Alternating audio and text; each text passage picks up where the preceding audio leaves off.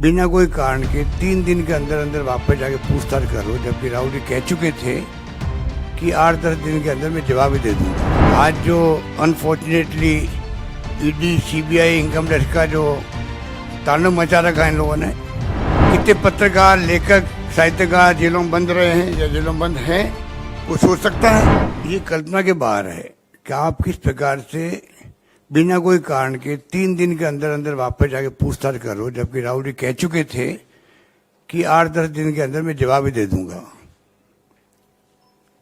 उसके बाद में क्या जरूरत पड़ गई, आज अचानक ही वहां पर सभी अधिकारी पुलिस के आ गए।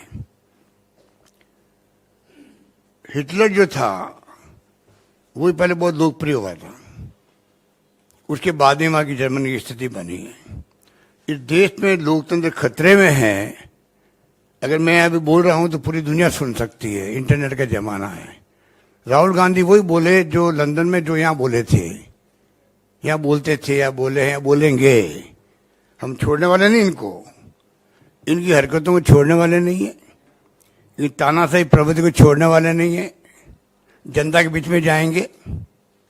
आज जो unfortunately ED, CBI, income tax का जो तांडव मचा रखा है इन लोगों ने, जुडिशियल दबाव के अंदर है, चाहे सीबीआई कुछ भी कह दे, दबाव में हाई कोर्ट के अंदर भी है और ऊपर भी है, नीचे भी है, दुनिया जानती है। इलेक्शन कमीशन ऑफ इंडिया दबाव के अंदर काम कर रहा है। तो फिर लोकतंत्र कहाँ रहा और कैसे रहेगा? अगर ये बात कोई बोलता है तो उनको तकलीफ क्यों होती है? कितने पत्रकार, लेखक, साहित्यकार जेलों में बंद रहे हैं या जेलों में बंद हैं, कोई सोच सकता है? पूरा देश भयभीत है, तनाव में है।